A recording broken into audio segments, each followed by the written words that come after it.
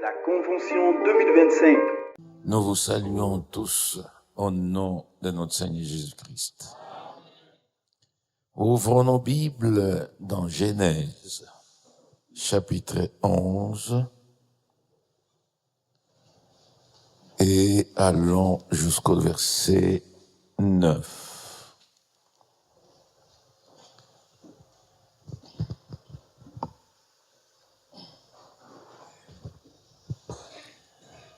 Toute la terre avait une seule langue et les mêmes mots. Comme ils étaient partis de l'Orient, ils trouvèrent une plaine au pays des Chinéars. Ils y habitèrent. Ils se dirent l'un à l'autre, allons, faisons des briques, cuisons-le au feu, et la brique leur servit de pierre, et le bitume leur servit de ciment. Ils dirent encore, allons, bâtissons-nous une ville et une tour dont les sommets touchent au ciel. Faisons-nous un nom, afin que nous ne soyons pas dispersés sur la face de toute la terre. L'Éternel descendit pour voir la ville et la tour que bâtissaient les fils des hommes. L'Éternel dit, voici, ils forment un seul peuple et ont tous une même langue. C'est là ce qu'ils ont entrepris. Maintenant, rien ne les empêcherait de faire tout ce qu'ils auraient projeté. Allons, descendons, et là, confondons leurs langages, afin qu'ils n'entendent plus la langue les uns des autres. L'Éternel les dispersa loin de là, sur la face de toute la terre. Ils cessèrent de bâtir la ville. C'est pourquoi l'on appela le nom de Babel, car c'est là que l'Éternel confondit le langage de toute la terre. C'est de là que l'Éternel les dispersa sur la face de toute la terre. Je prie. Dieu du ciel, Dieu de la terre, Créateur de toutes choses, Dieu tout-puissant, te disons encore infiniment merci pour nous avoir rassemblés comme la mère poule rassemble ses poussins sous ses ailes. Ô Dieu, nous te recommandons cette réunion, conduis ces services du début à la fin, sois au milieu de nous. Puisses-tu m'utiliser, moi qui parle, par ton esprit, et ouvrir l'entendement de chacun, que tous nous puissions comprendre par l'esprit, de telle sorte, Seigneur, que chacun tire bénéfice de cette réunion. Merci, nous croyons que tu le feras, parce que nous le demandons, dans le nom que tu nous as laissé, le nom qui est au-dessus de tout nom, le nom de notre Seigneur Jésus-Christ. Amen. Vous pouvez vous asseoir.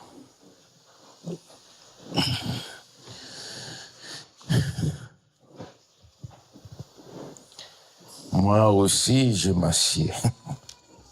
Amen. Parfois,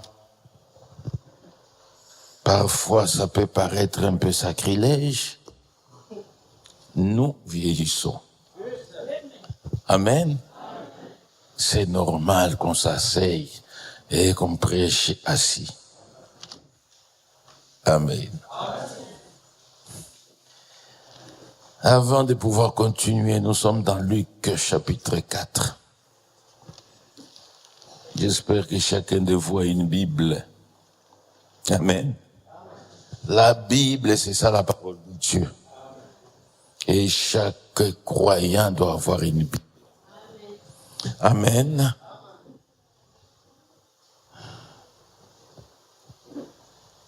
Luc chapitre 4, verset 16.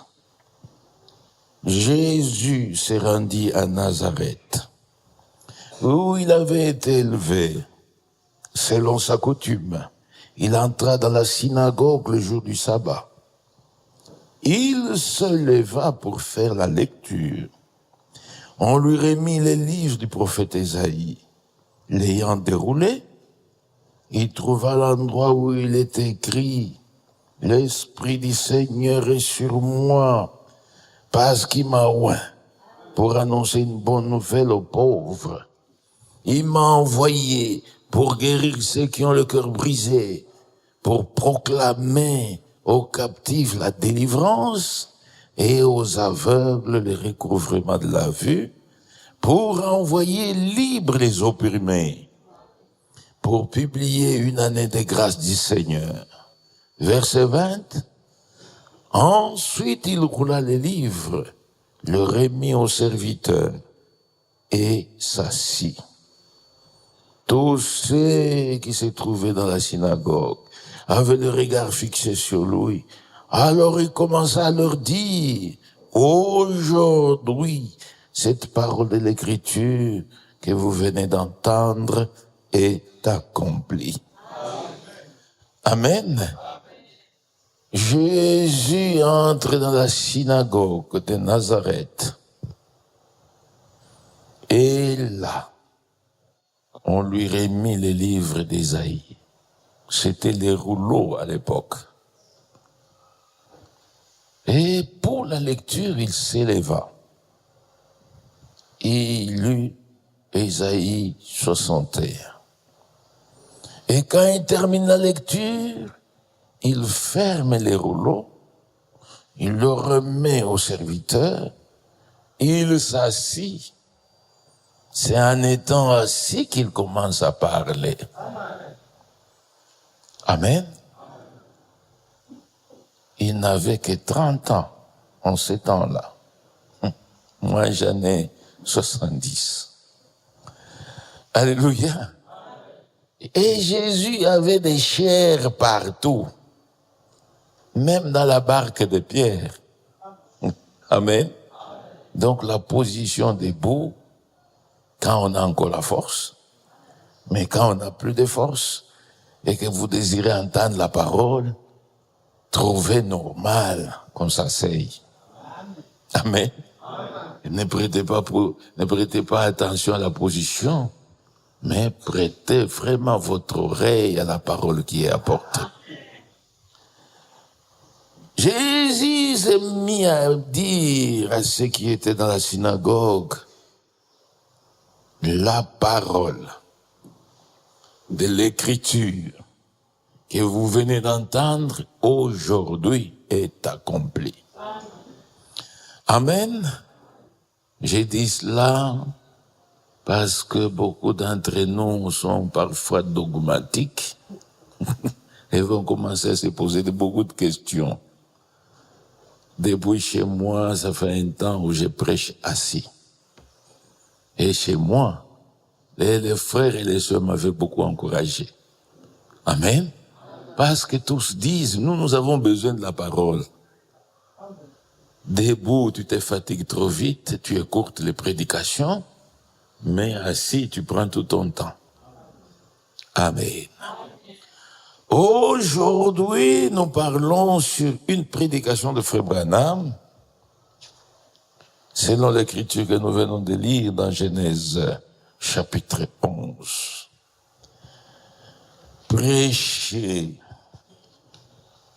le 26 mars 1958,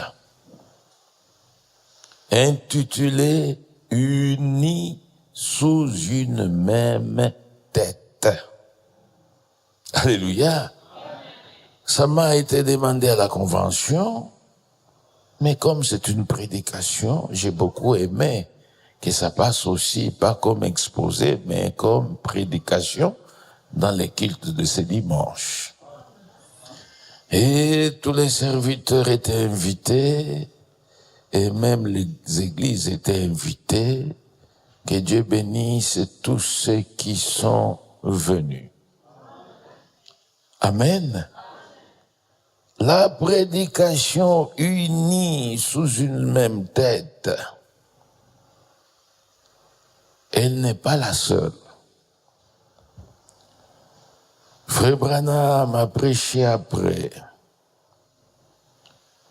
C'était le 21 juillet 1958, là à Jeffersonville. La prédication intitulée l'unité d'un seul Dieu dans une seule église. Et vers les années 62, le 11 février, il prêche encore l'unité. Comme je disais aux frères, quels que soient les arguments qu'on peut avancer, Dieu est dans l'unité, c'est le diable qui est dans les divisions. Nous avons tous ces mêmes dieux. Et ce Dieu-là est venu visiter l'humanité dans une chair humaine. Et il a été nommé Jésus. Yahshua en hébreu. Emmanuel, tel que la prophétie l'avait prédit, pour dire Dieu parmi nous. Amen. Dieu a visité les hommes, il a marché parmi les hommes, il a mangé avec les hommes. Et dans Matthieu 16, il dit à ses disciples, je bâtirai. C'est lui qui bâtit. Je bâtirai mon église. Et il n'y a qu'une seule église. Si tous nous sommes membres de cette église-là, frères, nous devons être unis. Nous devons être unis parce que Dieu est un. Et il n'y a qu'une seule église. Il n'y a qu'un seul baptême. Pas le baptême d'eau. Un seul baptême, le baptême du Saint-Esprit. Le baptême d'eau, c'est nous les hommes qui administrons. En tant qu'hommes, nous pouvons nous tromper. Et nous avons baptisé beaucoup de frères et sœurs qui ne sont plus avec nous, qui sont allés dans l'eau du baptême, pécheurs secs, et ils en sont sortis pécheurs mouillés, aucune expérience dans leur cœur. Amen. L'église de Jésus-Christ, elle est fondée sur l'expérience personnelle avec Dieu. La foi est une expérience personnelle. La nouvelle naissance est une expérience personnelle. Même quand Jésus parlait au docteur Nicodème, il lui disait, si toi, Nicodème, tu n'es né de nouveau, tu ne peux voir le royaume des cieux. Tu ne comprendras pas les mystères du royaume. La nouvelle naissance est une expérience personnelle. La sanctification, comme le baptême du Saint-Esprit, est une expérience personnelle. Quand vous avez le Saint-Esprit, vous le savez. Et quand vous ne l'avez pas, vous le savez aussi. L'apôtre Paul arrive à Éphèse. Il trouve une petite communauté, des gens bien assis dans la foi. Et Paul les avait beaucoup appréciés. Et il leur pose la question. vous êtes des croyants, c'est palpable. Mais, quand vous avez cru, est-ce que vous avez reçu le Saint-Esprit? Les gens d'Éphèse, ils disent c'est la première fois que nous entendons parler du Saint-Esprit. Mais ils étaient des croyants. Ils adoraient. Mais, en ce qui concerne le Saint-Esprit, ils ont dit à Paul, nous n'avons jamais entendu parler du Saint-Esprit. Paul était étonné. Il leur pose encore la question, maintenant, n'avoir pas entendu parler du Saint-Esprit, de quel baptême avez-vous été baptisés? Ils ont expliqué. Nous étions baptisés du baptême des gens, du baptême de repentance. C'est alors que Paul commence à leur expliquer le baptême des gens, sa différence avec les baptêmes au nom du Seigneur Jésus-Christ. Et tous ont compris et ils se sont fait rebaptiser au nom du Seigneur Jésus-Christ. Le baptême d'eau, vous pouvez vous faire rebaptiser autant de fois. Alléluia. Jusqu'à ce que vous ayez la conviction que cette fois-ci, vous êtes sauvés. Amen. Amen. Parce que le baptême d'eau, on vous plonge, on vous immerge au nom du Seigneur Jésus-Christ. Ça veut dire, vous mourrez avec lui. Pendant que vous renoncez à vous-même, pendant que vous vous repentez, vous confessez, vous réparez toute votre vie. Passez dans le péché. Amen. Vous mourrez avec lui. Votre vieil homme est crucifié avec lui, afin qu'il ne dorme pas, qu'il meure. Amen. Et quand vous sortez de l'autre baptême, parce qu'on vous ensevelit avec lui, vous sortez en nouveauté de vie. Vous devenez une nouvelle créature. Les choses anciennes sont passées et toutes choses sont devenues nouvelles. Si vous êtes toujours la même personne que vous étiez toutes ces années, il n'y a aucune expérience dans votre cœur. Amen. Et votre vie doit changer. La sémence en vous, la nature divine en vous, la vie éternelle en vous, vous obéissez à toute la volonté de Dieu. Vous vous sanctifiez. C'est après la sanctification que Dieu vous baptise de son esprit. Pourquoi la sanctification? L'esprit de Dieu qui vient habiter en vous, c'est un esprit saint. Il ne peut pas venir dans un dépotoir, non. Il faut nettoyer. Il faut bâtir la maison qu'il viendra habiter. Comme il est saint, vous devez être aussi saint dans toute votre conduite. Amen. Et tous qui atteignent le baptême du Saint-Esprit, tous sont un. Amen. Comme Dieu lui-même est un. Jésus a même prié pour l'unité. Comme moi et le Père, nous sommes un, qu'eux aussi soient un.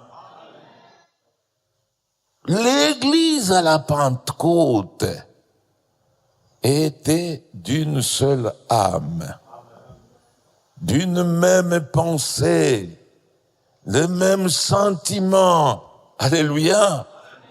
C'est dans cette unité-là que le Saint-Esprit pouvait descendre. Pas séparer un petit groupe. Même si Jésus était crucifié, vous êtes quelque part à 2 ou à 3 en train de regretter la mort de Jésus. Non, tous devaient être rassemblés dans un seul lieu, dans la chambre haute. Amen.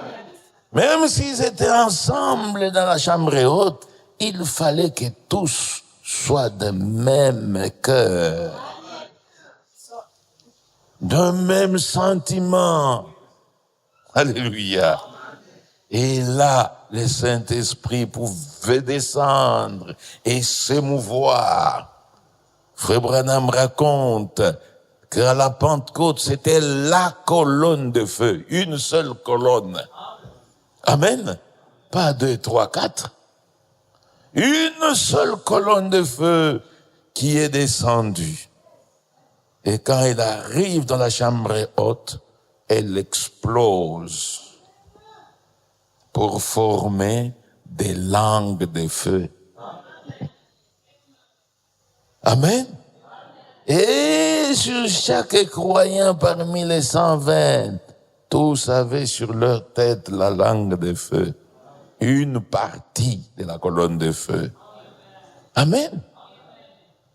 Et quand tous se rassemblent, nous pouvons former la plénitude de la colonne de feu.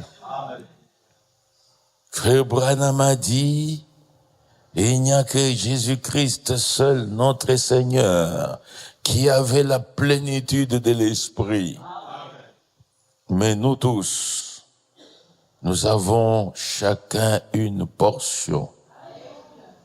Et toutes les portions réunies, nous devons former le corps de Christ. Un seul corps, une seule église. Amen. Ma prière, que Dieu ouvre votre entendement, que vous compreniez ces choses. Frère Branham raconte la première histoire de l'unité des hommes sur la terre. Et il dit, le soleil s'élève à l'Orient, après avoir fait son parcours, il se couche à l'Occident. Amen. Et même la civilisation humaine a suivi le même chemin. Mais au temps des Nimrod, l'Orient et l'Occident s'étaient retrouvés. C'était dans la plaine de Shinéar. Des gens ont quitté l'Orient, d'autres pouvaient quitter l'Occident. Ils se sont retrouvés dans la plaine de Shinéar. En eux, il y avait toujours ce sentiment de s'unir. Ils se sont dit l'un à l'autre, fabriquons des briques, cuisons des briques au feu pour que nous bâtissions la ville. Pas seulement la ville, mais aussi une tour. On va utiliser les bitumes comme ciment, que cette tour monte jusqu'à ce qu'elle atteigne le ciel. Comme ça, nous allons contester avec Dieu. Frère Branham, dans cette prédication, il dit, les hommes ont en eux toujours ce sentiment d'être unis. C'est pourquoi aujourd'hui, il y a beaucoup d'organisations non gouvernementales dans ce monde. Il y a même l'ONU. Vous avez ici tous les pays qui étaient colonies françaises en Afrique centrale. Ils sont unis. À l'ouest, nous avons laissé les pays qui étaient colonisés par les Français. Ils sont aussi unis. Et il y a beaucoup d'union sur la terre. En 64 ou 65, Frère Branham a prêché le temps et les signes de l'union. Et ça, même Daniel a prophétisé. Il dit, les hommes seront dans des alliances, mais qui ne tiendront pas. Amen. Il y a toujours ce sentiment d'union. Écoutez, Frère Branham. Nous sommes dans ma brochure à la page 4. C'est le verset 9 et 10. Dieu veut que nous soyons unis, être avec nous. Dieu veut être avec nous. Les hommes veulent être unis car Dieu les a fait ainsi pour coopérer. Amen. À cause de sa nature déchue, l'homme a en tête ce que Dieu ne lui a pas demandé de faire. Il veut réaliser ses propres plans et n'accepte pas le plan de Dieu pour lui. Amen. Les hommes veulent s'unir. Nous avons beaucoup d'associations. Tous les cordonniers veulent se mettre ensemble dans une coopérative.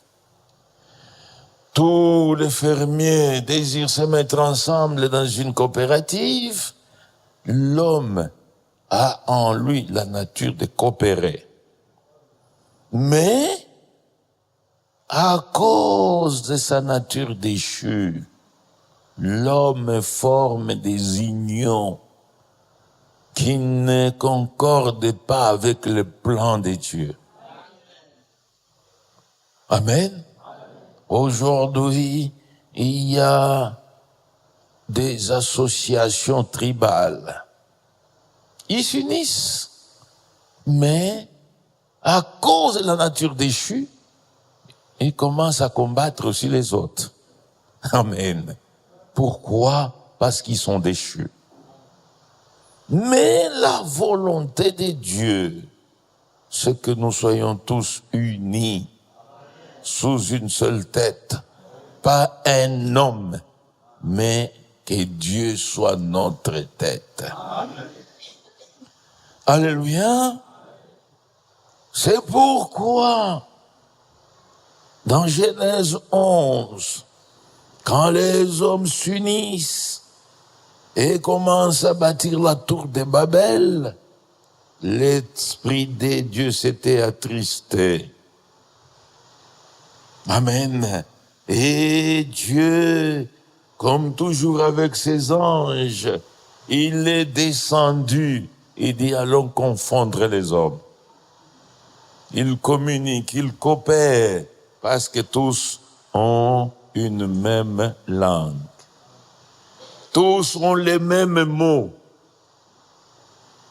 Et Dieu est descendu, il a confondu le langage humain. Ils ne pouvaient plus coopérer. Vous parlez, l'autre n'entend pas. Vous gesticulez, lui aussi gesticule. Vous ne vous comprenez pas. Alléluia. Et Dieu a dispersé les hommes parce que ils se sont unis sous Nimrod. Et Nimrod, c'est un homme. Et c'est ça la volonté du diable. Le diable veut élever un homme au-dessus des autres. C'est facile, avec un homme, d'entraîner tous les autres hommes loin de la volonté de Dieu. C'est ce qui est arrivé en 325 au concile de Nicée. Le roi romain Constantin s'était converti au christianisme. Une véritable conversion, je ne pense pas. C'est lui qui convoque le premier concile. Et là, la véritable Église qui avait commencé à Jérusalem avec la parole de vérité, cette église est allée tomber. Et la doctrine originelle prêchée par Paul commençait à disparaître. À la place de la divinité de notre Seigneur Jésus-Christ, on place trois dieux. Dieu le Père, Dieu le Fils, Dieu le Saint-Esprit. C'était le début de la Sainte Trinité. Le baptême a suivi. L'aspersion aussi a suivi. Amen. Frère, tout a commencé au Concile de Nicée. Nous sommes dans l'âge de Pergame. L'État ou le gouvernement romain s'unit à l'Église. Il y avait vraiment mariage. Et Frère Branham enseigne, c'est là que la première dénomination a commencé. Le diable est arrivé à élever un homme et à le placer au-dessus de l'Église. C'était plus facile pour le diable d'utiliser un homme, d'inculquer dans l'homme ses propres pensées qui sont contraires aux pensées de Dieu. C'est là que la papauté a commencé. Un homme qui devient aussi infaillible comme Dieu. Alléluia. Parce que le diable est tellement astucieux. Il utilise les raisonnements de l'homme, comme il avait utilisé les raisonnements d'Ève en Éden. Le croyant ne raisonne pas. Le croyant croit de tout leur cœur. La foi n'est pas dans la tête, la foi est dans les cœurs.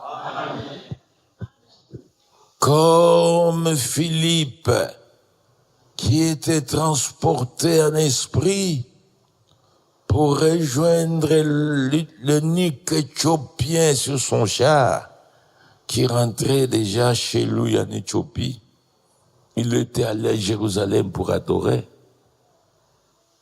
Et comme il lisait les livres d'Ésaïe, Dieu a transporté, Dieu lui-même a transporté Philippe. Et il est venu s'asseoir dans les chars de l'eunuque éthiopien. Il le trouve en train de lire les livres d'Ésaïe. Il lui pose la question, mon frère, ce que tu lis là, est-ce que tu le comprends? Il dit, comment puis-je le comprendre s'il n'y a personne qui me l'explique? Même si vous lisez la Bible, même si vous lisez les brochures de Frère Branham ou de Frère Franck, frère, il faut qu'il y ait quelqu'un pour vous expliquer. C'est pourquoi Dieu a suscité de ministères au milieu de nous. Amen. Et pendant que Philippe parlait à l'eunuque éthiopien, le char continuait à être entraîné par les chevaux. Et quand on rencontre l'eau, l'Éthiopien dit à Philippe, l'eau est là. Qu'est-ce qui m'empêcherait d'être baptisé? Philippe lui a dit, il n'y a rien qui peut t'empêcher d'être baptisé. L'unique condition, il faut que tu croies de tout ton cœur. La foi, c'est dans le cœur, mais dans la tête, c'est le raisonnement. C'est pourquoi, Frère Branham, dans cette prédication, l'unité d'un seul Dieu, dans une seule église, il dit, les diables utilisent la tête de l'homme, mais Dieu, lui, utilise le cœur. Amen. La volonté de Dieu que tous nous soyons unis et être avec lui. Mais les hommes aussi ont leur dessein. Au paragraphe 15, Frère Branham a dit,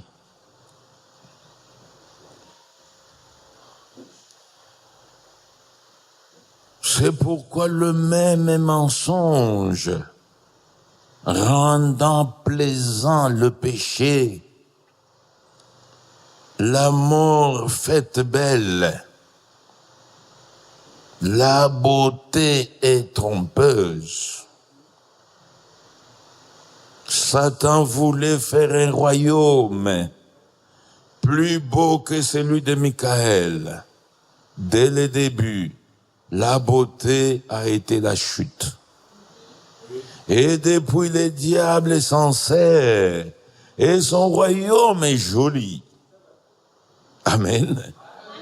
Le diable est religieux. Beaucoup de gens aujourd'hui sont retenus par la religion. Vous êtes dans votre groupe, vous vous sentez mieux. Amen. Mais est-ce que ce groupe est dans la volonté de Dieu? Non. Alléluia. Tout peut avancer bien, tout peut prospérer, mais il faut que ça soit dans la volonté de Dieu. On peut construire, avoir des belles sièges dans l'église et tout. Une instrumentation, tout. Mais, est-ce que c'est dans la volonté de Dieu, oui ou non? Posez-vous toujours cette question. Un vrai enfant de Dieu préfère une petite mission où la parole est prêchée dans la puissance du Saint-Esprit. Babylone la grande, qu'est-ce qui lui manque? Amen. Barnier à l'époque nous disait, le but de ce message, ce n'est pas de bâtir les églises. Amen. Si vous cherchez des églises, il y en a beaucoup. Et qui sont même mieux construites. Vous n'avez qu'à y aller. Mais ce message du temps de la fin, Dieu nous l'a envoyé pour que nous puissions nous préparer. Parce qu'il y a un enlèvement. Jésus vient. Il vient très bientôt. Et quand il arrive, quand il apparaît, l'épouse les rejoint dans les airs. Ce n'est pas pour que chacun ait sa boutique. Non. Tout peut paraître très belle. Mais est-ce que c'est dans la volonté de Dieu? La volonté de Dieu, c'est nous unir. Sous lui. Sous sa conduite. Que lui seul soit notre tête. Amen. C'est pourquoi, au paragraphe 17 et 18, il dit, mais si le diable peut vous arrêter un instant, il vous fera penser avec la tête. Le diable utilise toujours la tête. Il utilise le raisonnement. Alors que Dieu utilise le cœur. Amen. Frère, la foi, c'est dans le cœur. Que Dieu nous aide. Frère Branham dit ici, il y a environ 5 ans, la science a découvert dans le cœur humain un compartiment sans aucune goutte de sang. C'est la demeure de l'âme. Nous avons le corps, mais l'âme, c'est dans le cœur. Amen. Le cœur, la science a découvert, il y avait 5 ans à l'époque. Il y avait une poche vide où il n'y a pas de sang. Et le bonhomme dit, c'est ça la demeure de l'âme.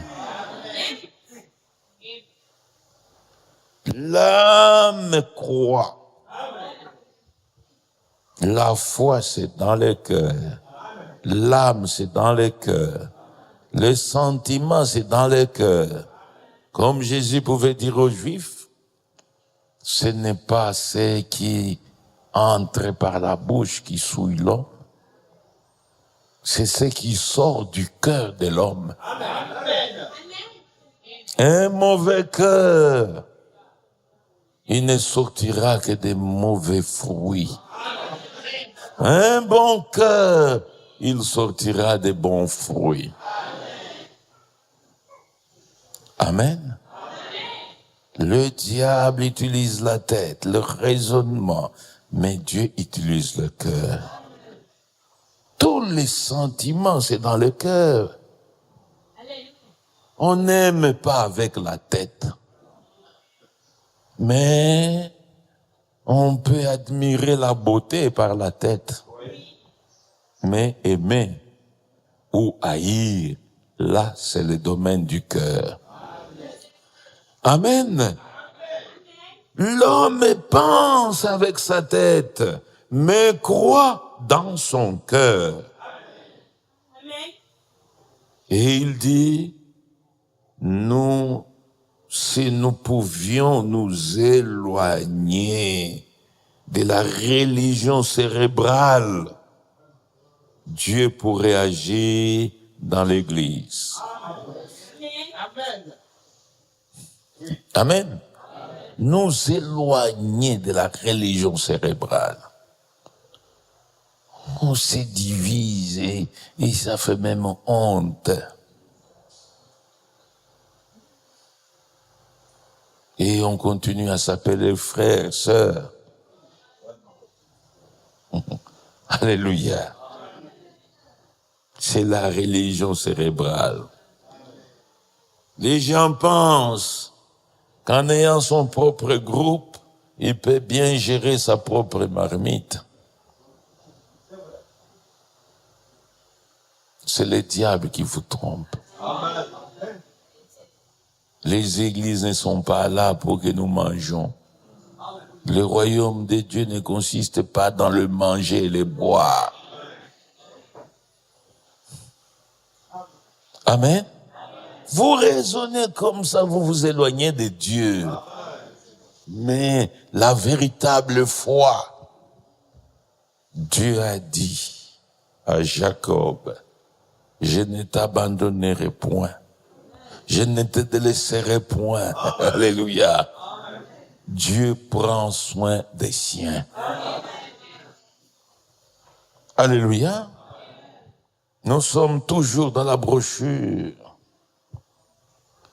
Nous devons nous éloigner de la religion du cerveau, de la tête, non. Alléluia. Dieu veut nous guider.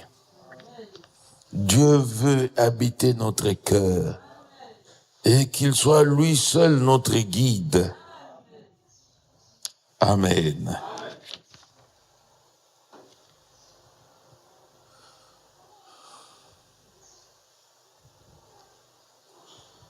Au paragraphe 25, si tous étions enfants d'Abraham, nous aurions la foi d'Abraham. Amen.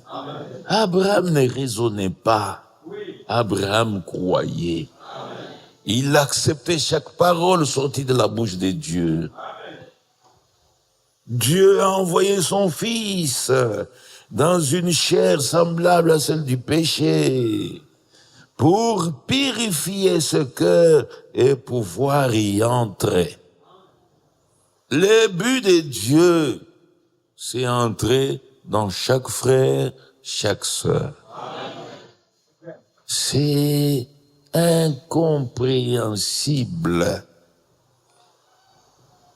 que Dieu soit en vous, qu'il soit en moi, et que nous deux, nous ne puissions pas nous accorder. Sur quel plan? Dieu veut habiter en moi, il veut habiter en vous. Il veut habiter en nous tous. C'est dans cette dispensation aujourd'hui que nous sommes. En tant que Père, il était au-dessus de tous. Il a créé toutes choses. Il n'est pas seulement notre Père, il est même le Père des chiens. Il est créateur. Amen. Il est venu parmi tous, le Seigneur Jésus-Christ, Emmanuel. Aujourd'hui, nous sommes dans la dernière dispensation. Il veut être en tous. La dispensation du Saint-Esprit. Dieu veut habiter en moi, veut habiter en vous. Dieu est un. Comment nous tous, nous ne pouvons pas être un?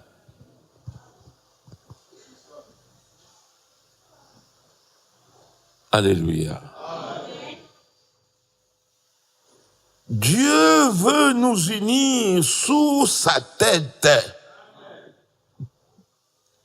et non sous celle des dénominations ou sous la nôtre.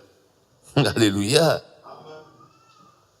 La volonté de Dieu est que nous soyons tous unis et que lui seul soit notre tête.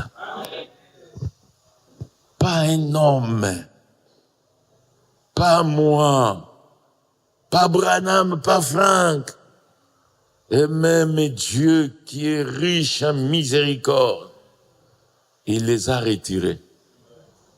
Alléluia. Amen. Branham pointait Christ, Frank pointait Christ, parce que Christ est notre tête. Amen. Soyons tous unis sous cette tête-là. Amen.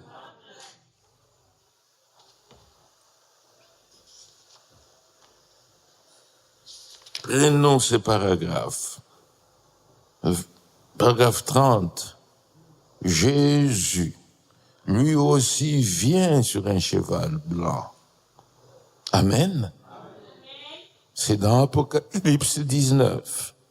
Mais le diable imite. Amen. Alléluia. L'imitation ne sera jamais l'original. Amen. Amen. Parce que Jésus vient sur un cheval blanc, les musulmans, eux aussi, changent tout le temps de cheval blanc sur la tombe de Mahomet, pensant qu'il ressusciterait, et le jour où il ressuscite, il prend ce cheval blanc, et il va conquérir le monde. C'est un mensonge. Il n'y a qu'un seul conquérant, c'est le Seigneur Jésus-Christ. Amen. Pourquoi? Parce qu'il est créateur. Il est la vie. Lui-même disait, mon Père m'aime parce que j'ai la vie en abondance. Je m'aime le pouvoir de donner ma vie et de la reprendre. Il est mort. Il a été enseveli 3 jours après. Il est ressuscité et il est vivant au siècle des siècles. Mahomet est mort. il est toujours sous tombe. Branham est mort, il est toujours sous tombe.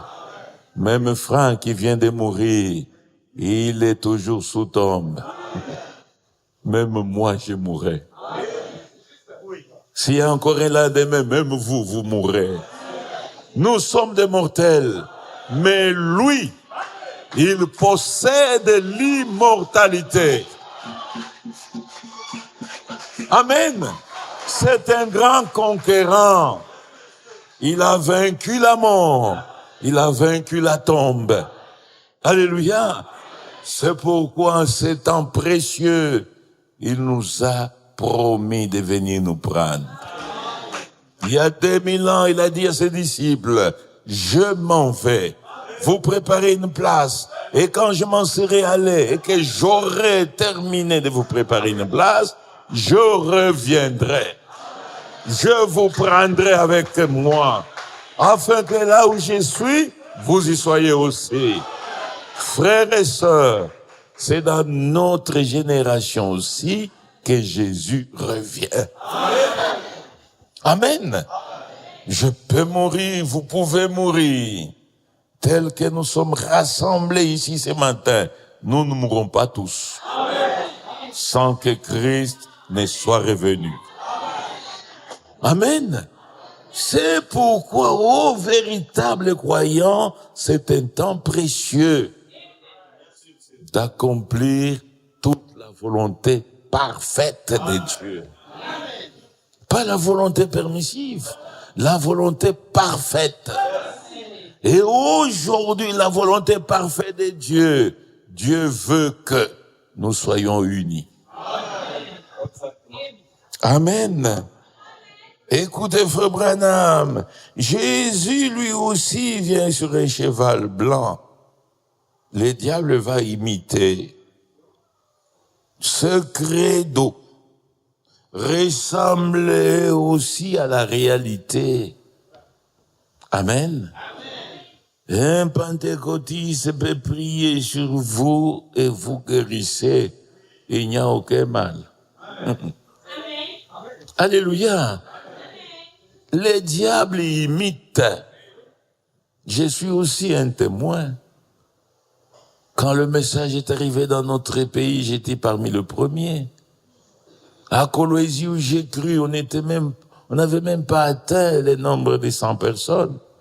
Aujourd'hui, ils sont à 5000, 6000. Alléluia. Frères bien-aimés, sœurs bien-aimées, aucune dénomination, quand le message est arrivé, n'est baptisée au nom du Seigneur Jésus-Christ. Tous étaient dans le baptême trinitaire. Et quand le message arrive, Dieu révèle la divinité de Jésus-Christ. Dieu révèle le baptême au nom du Seigneur Jésus-Christ. Et les élus commençaient à quitter les dénominations. Il y avait un grand exode. Amen.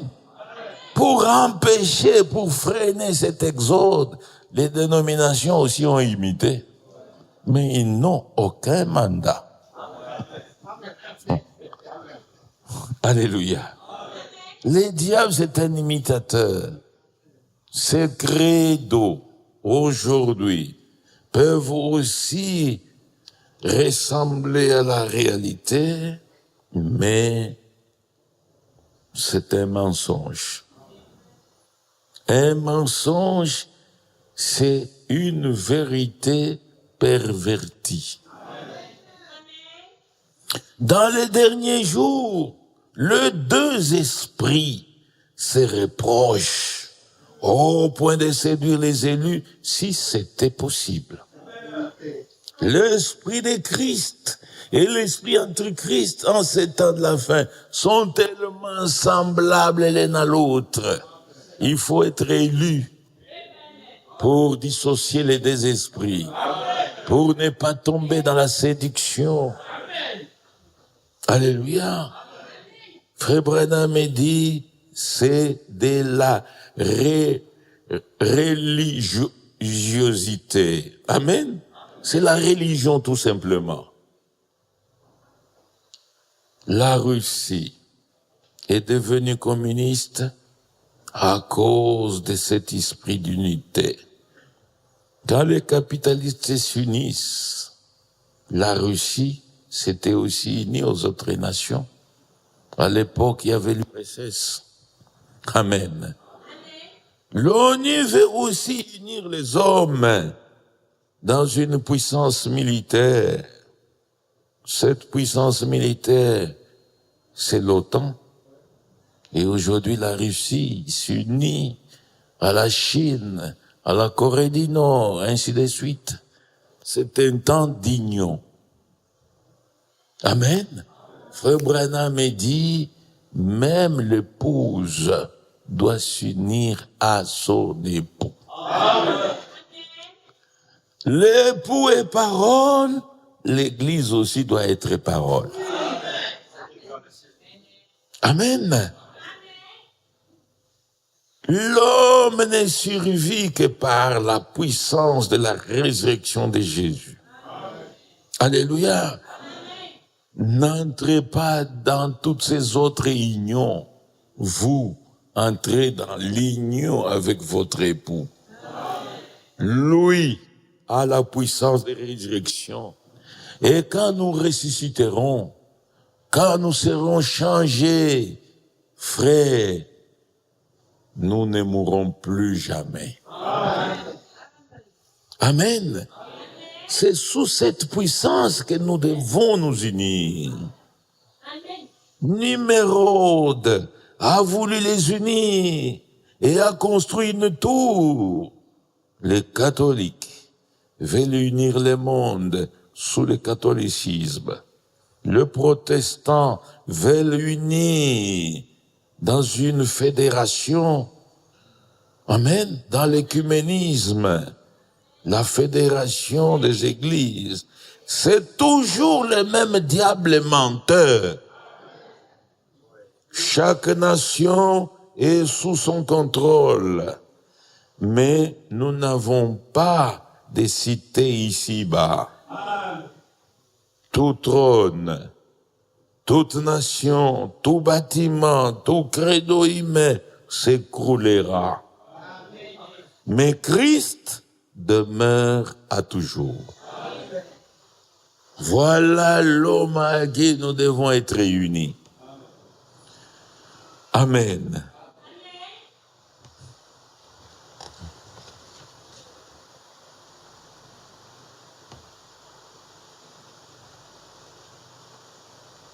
Frère Branham un peu plus loin, il dit votre vie montre de quoi vous êtes rempli. Amen. Christ est mort pour que vous soyez purifiés de toutes ces choses du monde. Dieu ne veut pas que vous soyez remplis de credo, des pensées humaines, de beaucoup de raisonnements, non. Amen. Mais il fait une place pour y habiter. Dieu veut habiter votre cœur. Dieu veut vous remplir de lui. Alors, vous êtes remplis de l'esprit, de puissance, d'amour, de joie, de paix, de patience, de douceur et d'adoration. Amen. Quand Dieu vous remplit, votre cœur sera rempli de joie. Amen. Vous ne pouvez pas serrer votre frère la main avec un visage... Non, non, non, non. Amen. Amen. Ce que nous sommes dans le cœur, c'est ce que nous sommes à l'extérieur. Amen. Dieu veut vous remplir de paix, vous remplir d'amour, de douceur et d'adoration. Amen. Seul le Saint-Esprit, remplissant les cœurs, durera. Amen. Amen. Quand c'est lui, vraiment ça ira loin. Et quand ce n'est pas lui, frère, vous n'irez pas loin. Et c'était même ça les conseils de Gamaliel. Ce que vous faites, si c'est dans la volonté de Dieu, ça ira de l'avant. Mais si ce n'est point la volonté de Dieu, quel que soit l'enthousiasme, quelle que soit la chaleur, alléluia, ça n'ira pas loin. Dieu veut que nous soyons unis sous la divinité. Comme une seule personne, un seul peuple, une seule église, un seul objectif, Jésus-Christ, un seul amour de Dieu, une seule communion du Saint-Esprit. C'est ce que Dieu veut. Ça, c'est sa volonté. Amen. Unis sous une seule tête, avec les royaumes des dieux pour un seul but.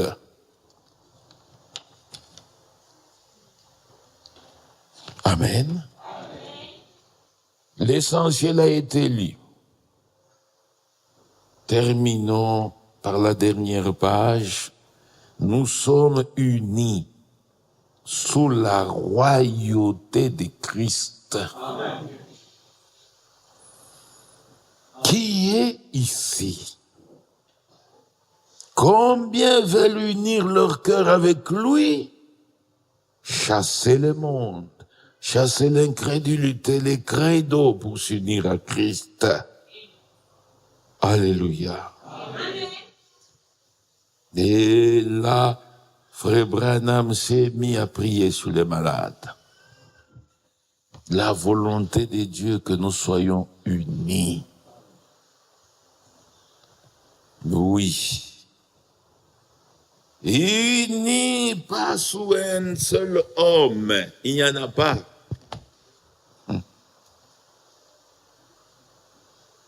Amen. Amen. Que nous tous, nous soyons unis sous la divinité de Jésus-Christ. C'est vrai. Ce sentiment est dans les hommes. Nous trouvons même des associations culturelles. Amen. Toutes les tribus se rassemblent. Les nations se rassemblent. Même certains métiers se rassemblent. Oui, c'est un sentiment d'unité, parce que seul, on ne peut pas évoluer. Amen. Jean de La Fontaine, que tous nous avons étudié, il disait, on a toujours besoin, même du plus petit que soit. Seul vous ne pouvez pas avancer. Alléluia. Dans une autre prédication intitulée Hébreux chapitre 7, deuxième partie, prêché le 22 septembre 1957. Au paragraphe 291. Au-dessus, il parle des démocrates et des républicains. Amen. Amen. Ils ont ces deux partis chez eux. Maintenant, quand les démocrates sont au pouvoir et que les républicains disent « nous ne faisons rien », amen, ils persistent dans la séparation, ou que ce sont les républicains qui sont au pouvoir, alors les démocrates se retirent. Et il dit ceci, c'est vrai, si les démocrates disent nous ne ferons rien, les républicains sont au pouvoir, alors nous tombons. Amen. Nous tombons. Je suis du Kentucky.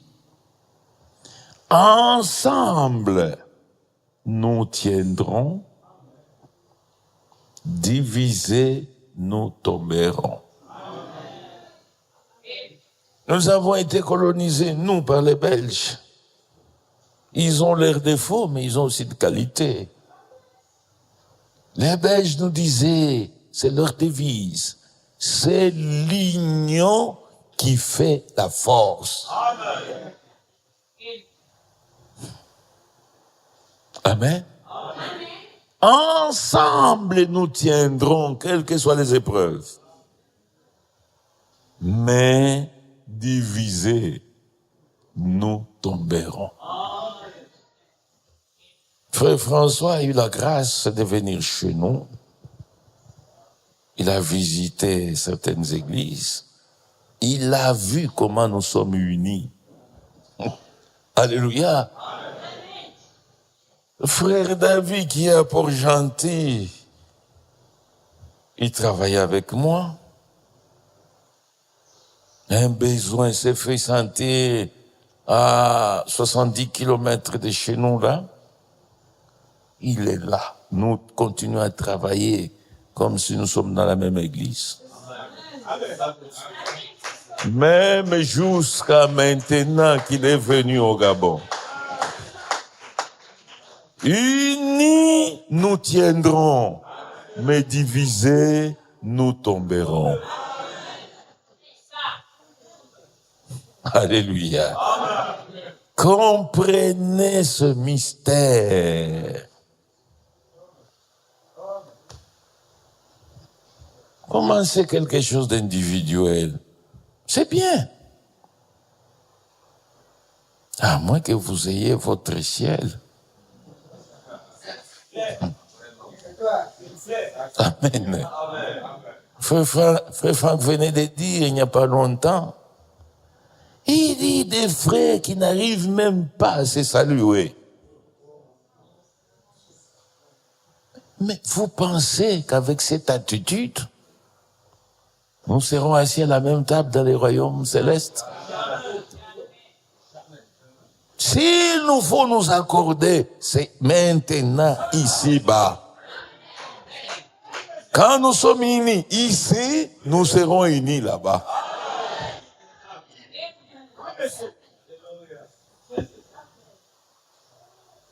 Que le diable ne vous trompe. Alléluia. Et il n'y a qu'un seul ciel et une seule porte d'entrée. Et cette porte, c'est le Seigneur Jésus-Christ. Il dit, je suis la porte des brebis. Et Jésus n'est rien d'autre que sa parole. Et sa parole, c'est sa volonté exprimée. Dieu veut que nous soyons un. À la Pentecôte. Actes chapitre 2. Pour que le Saint-Esprit descende.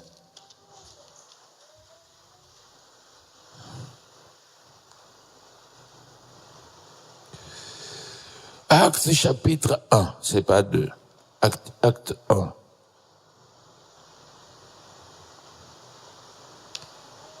D'abord le verset 14.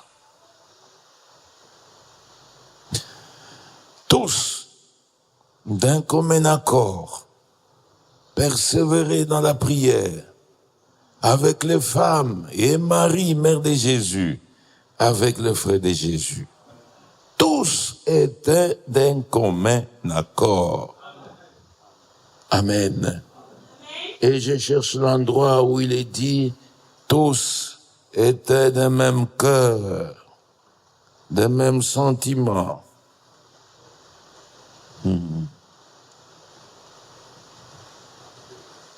Acte 2, verset Il y a beaucoup de versets en tête. Combien? 44.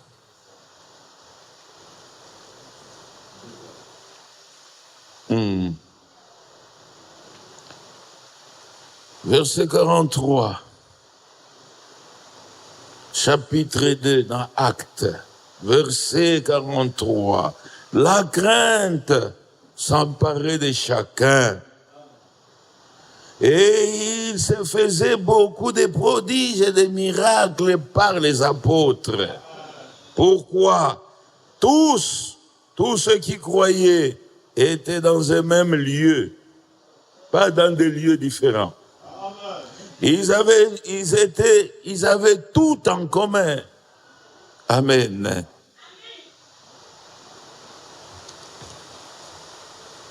Ils avaient tout en commun. Chapitre 4. 4, 32. C'est ça.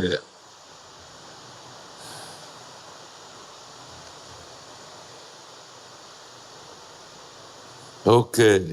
La multitude de ceux qui avaient cru n'était qu'un seul cœur et qu'une seule âme.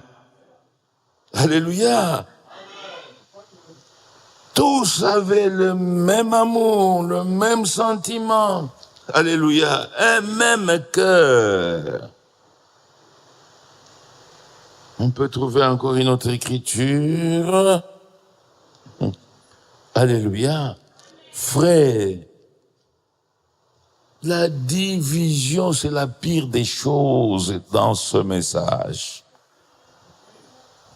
Et ça nous a beaucoup affaiblis. Beaucoup affaiblis. Mais à vous, qui êtes réunis avec moi ce matin ici, j'aimerais vous rappeler l'enseignement de Paul. 1 Corinthiens chapitre 1 verset 10.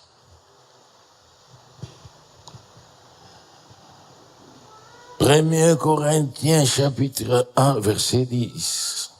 Je vous exhorte, frères, c'est mon exhortation de ce matin, par le nom de notre Seigneur Jésus-Christ, à tenir tous un même langage. À ne point y avoir de division parmi vous, mais à être parfaitement unis dans un même esprit et dans un même sentiment. Amen. L'exhortation de Paul, c'est pas la division. Non. Nous tous, si vous êtes dans les tous, je ne sais pas. Nous tous,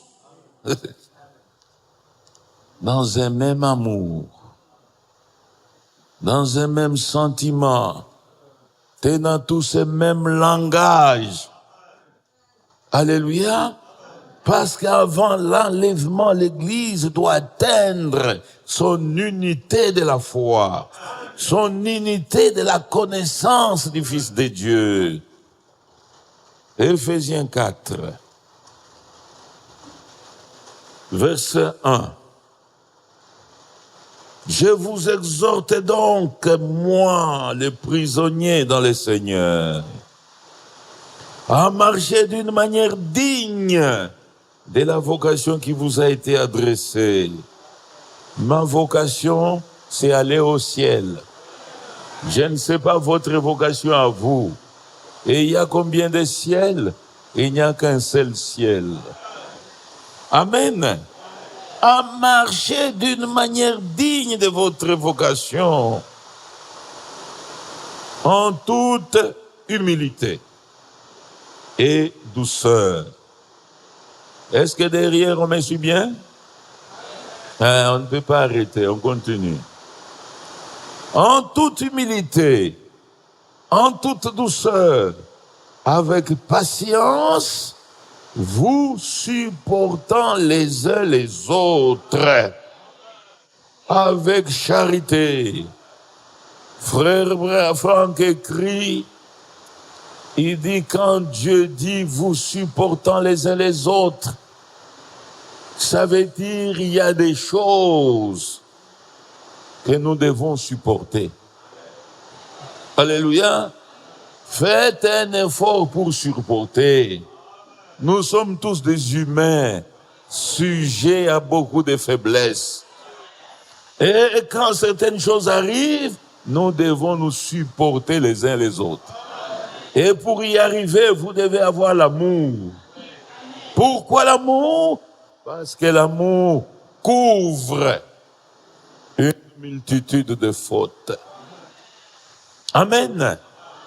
Vous supportant les uns les autres.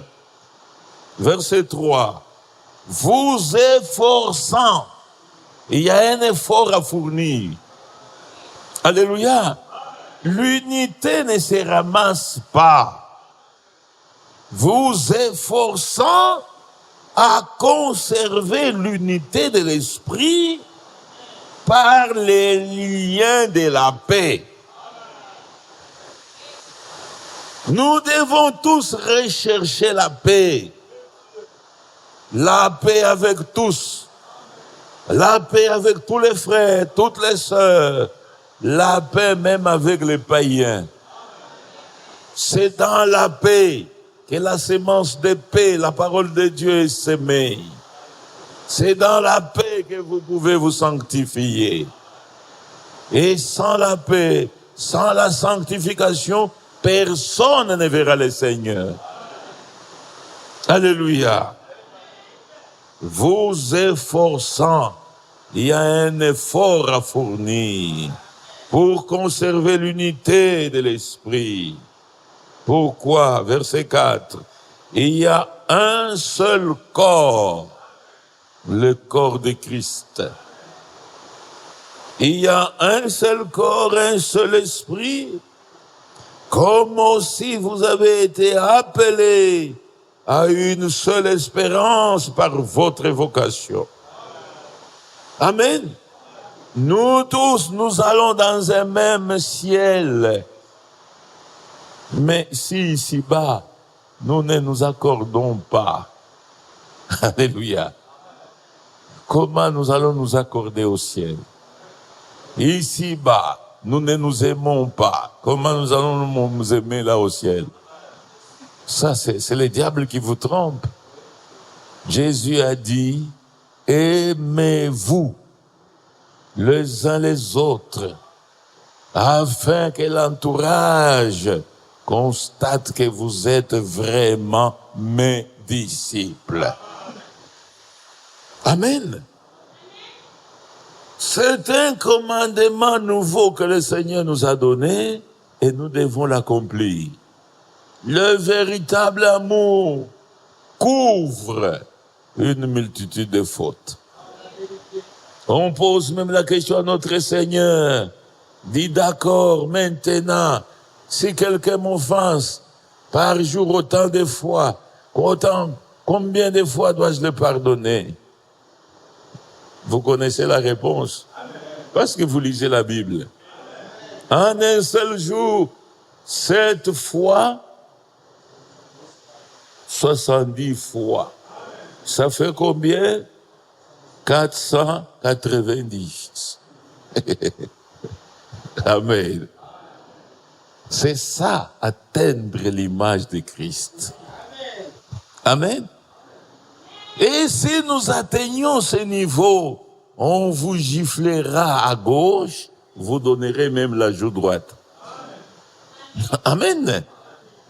Si vous n'êtes pas capable de supporter les moindres choses, vous n'êtes pas capable de couvrir les fautes de vos frères et de vos sœurs, et de les aimer, ça veut dire, vous priez pour eux.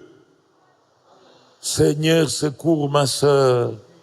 Elle a encore telle faiblesse, secours mon frère. Elle a encore telle faiblesse, si nous ne dépassons pas ces niveaux, quel ciel allons-nous entrer? 1 Corinthiens 12, nous ne lisons pas. La Bible dit, non, c'est 1 Corinthiens 13, le véritable amour supporte tout. Et seul l'amour entrera. L'amour parfait supporte tout et ne cherche point son intérêt. Alléluia. Une seule espérance. Pourquoi? Il y a un seul Seigneur, une seule foi, un seul baptême, un seul Dieu, Père de tous, qui est au-dessus de tous, et parmi tous et en tous. Le but de Dieu, il veut habiter en vous sœurs, en vous frères, en moi. Et s'il habite en nous, nous faisons un même peuple. Un même peuple. Alléluia. Nous n'avons pas été engendrés par un sang humain. Nous avons été engendrés par le sang divin. Alléluia. C'est pourquoi, avant de terminer, lisons quelque chose en 1 Corinthiens 12. Quand il habite en nous, nous formons un seul peuple. Pas divisé, mais parfaitement unis. 1 Corinthiens 12, versets 12 et 13. Car, comme le corps est un, et a plusieurs membres, et comme tous les membres du corps, malgré leur nombre, ne forment qu'un seul corps, ainsi en est-il de Christ. Un seul corps, mais plusieurs membres. Nous avons tous, en effet, été baptisés dans un seul esprit, pour former un seul corps, soit juif, soit grec, soit esclave, soit libre. Nous avons tous été abreuvés d'un seul esprit. Amen. Dieu veut habiter en chacun de nous un seul esprit. Et avec le Saint-Esprit en nous, nous formons un seul corps. C'est même pourquoi la Sainte Seine, nous nous approchons à un seul pain. Amen. Nous nous approchons à la table du Seigneur pour manger tous ce même pain.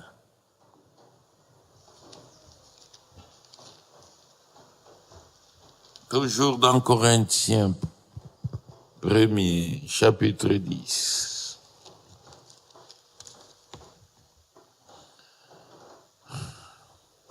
Commençons verset 15.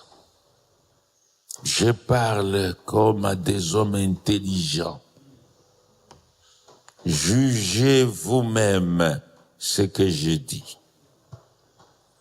La coupe de bénédiction que nous bénissons n'est-elle pas la communion au sang de Christ? Le pain que nous rompons n'est-il pas la communion au corps de Christ?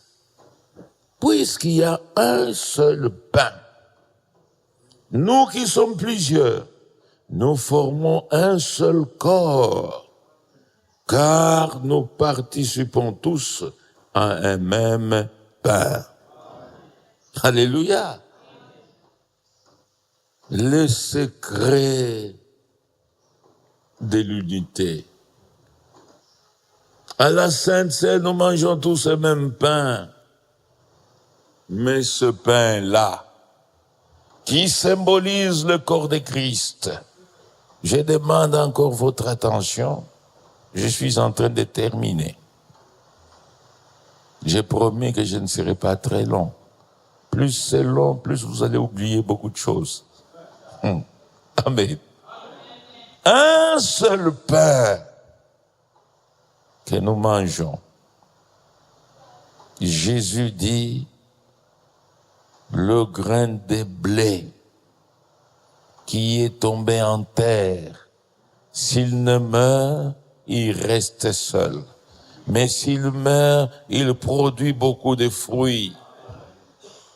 Ce fruit qu'il a produit, c'est vous et moi. Amen. Nous sommes le résultat de l'œuvre de la croix. C'est pourquoi même quand nous commémorons la mort de Christ, ses souffrances et tout, nous mangeons ce seul pain. Mais pour en arriver à un seul pain, frère, on prend beaucoup de graines de blé sorties du blé originel. Amen. Pour en arriver au pain, ça doit passer par le moulin. Chaque grain, individuellement, avec sa nature, avec toutes ses caractéristiques. Amen. Avant les moulins, on peut dire ça vient de l'Allemagne, ça vient de l'Ukraine. Non, ça nous avons produit ici sur place. Amen. C'est peut-être la différence de coloration ou quoi. Mais après les moulins, pour donner la farine de froment, tout est broyé. Amen. Et dans cette farine, qui peut indiquer son identité? Tout est mêlé. Alléluia. Tout est mêlé. C'est la farine. La farine, ce n'est pas encore le pain. Il faut pétrir. Il faut faire la pâte. On met la farine, on met l'eau. Il faut malaxer encore. Alléluia. Amen. Frère, en tant que chrétien, personne n'a son identité particulière. C'est même pourquoi parmi nous, on ne peut plus sentir nos tribus. On ne peut plus sentir nos nationalités. C'est terminé. Alléluia. Paul dit, notre cité à nous, c'est le ciel. Amen. Nous n'avons pas des cités permanentes ici-bas. Libreville n'est pas notre cité. Port-Gentil n'est pas notre cité. Kinshasa n'est pas notre cité. Lubumbashi n'est pas notre cité. Notre patrie, c'est le ciel. Et déjà, avant que Christ ne vienne, quand nous annonçons la mort et que nous mangeons le pain, frère, nous montrons à la face du monde que nous sommes un. Dans cette farine ou dans ce pain, qui peut se mettre à l'écart, moi. Tout est déjà mélangé. C'est pourquoi la Bible dit, nous ne connaissons plus personne selon la chair. Même la coupe que nous buvons. Jésus dit, je suis le vrai cep. Et mon Père est le vigneron. Alléluia. C'est le Père qui a planté cette vigne. Mais pour en arriver au vin, on cueille le raisin. Et chaque raisin a son identité propre. Mais pour arriver au vin, on met le tout dans un pressoir. On presse. Tout se mélange. Ça fait le vin nouveau. Et ce vin-là, on le met dans une coupe et nous partageons tous la même coupe. La volonté de Dieu, que nous soyons unis. Amen. Même si les distances nous séparent, comme cet exemple que je viens de vous donner de moi et mon frère David, alléluia, mais nous devons tous être dans un seul esprit. Amen. Mais parfaitement unis, d'un seul cœur, d'une même âme. Donc l'Église, c'est comme un seul homme. Là, nous sommes forts et là, nous vaincrons. Sans cela, vous serez vaincus. Que Dieu